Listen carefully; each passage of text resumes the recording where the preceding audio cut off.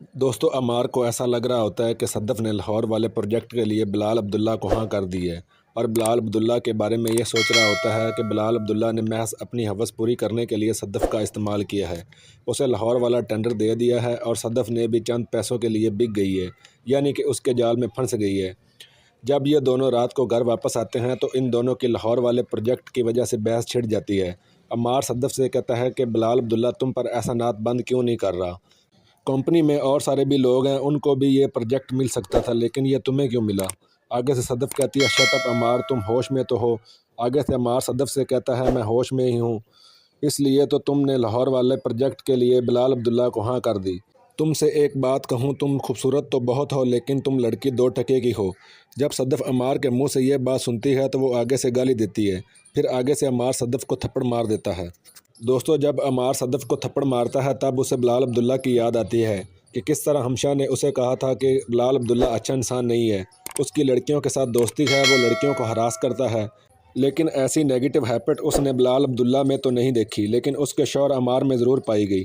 फिर अगले दिन दोस्तों सदफ बिलाल अब्दुल्ला के ऑफिस में जाती है और उसे कहती है वो लाहौर वाले प्रोजेक्ट के लिए एग्री हो गई है। बिलाल अब्दुल्ला ये सुनकर शौक हो जाता है और उसे कहता है कल तो आप कह रही थी कि आप ये प्रोजेक्ट हैंडल नहीं करना चाहती। फिर सदफ कहती है कल मैंने आपसे इनकार किया था, लेकिन आज मैं अपना फ़ैसला सुना रही हूँ कि मैं ये प्रोजेक्ट पिक ज़रूर करूँगी। दोस्तों बिलाल अब्दुल्ला को डाउट हो जाता है, सदफ किसी बात से परेशान है। बिलाल अब्दुल्ला हमशा से कहता है हमशा पता नहीं मुझे ऐसा क्यों लग रहा है कि सदफ किसी बात से परेशान है, तुम अभी सदफ के पास जाओ और उसे पूछो क्या मसला है। वो मुझसे कल कह रही थी उसे लाहौर वाला प्रोजेक्ट नहीं चाहिए था, लेकिन आज वो ख़ुद इस प्रोजेक्ट के लिए साइन करने आ गई है।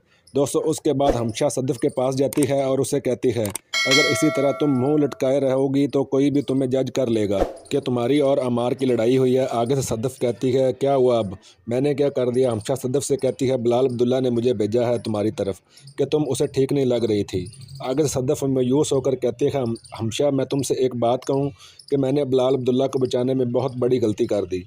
बिलाल अब्दुल्ला जैसा नेक दिल और अच्छा इंसान मैंने अपनी ज़िंदगी में नहीं देखा और मैं इस बात से हैरान हूँ कि जिस शख्स को मेरी फ़िक्र होनी चाहिए वो नहीं कर रहा और जिसके बारे में मैं बुरा सोच रही थी इस बात से हैरान हूँ कि जिस शख्स को मेरी फ़िक्र होनी चाहिए वो नहीं कर रहा और जिसके बारे में मैं बुरा सोच रही थी आज वो मेरी इतनी फ़िक्र कर रहा है। दोस्तों उसके बाद अमार आ जाता है, सदफ वहाँ से चली जाती है।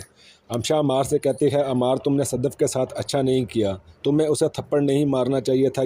ये कहकर हमशा भी वहाँ से चली जाती है और बिलाल अब्दुल्ला से झूठ कहती है सर सदफ ठीक है, वो बस अपनी अम्मी की वजह से परेशान थी, उसे मिस कर रही थी। लेकिन दोस्तों बिलाल अब्दुल्ला को अभी तसल्ली नहीं होती।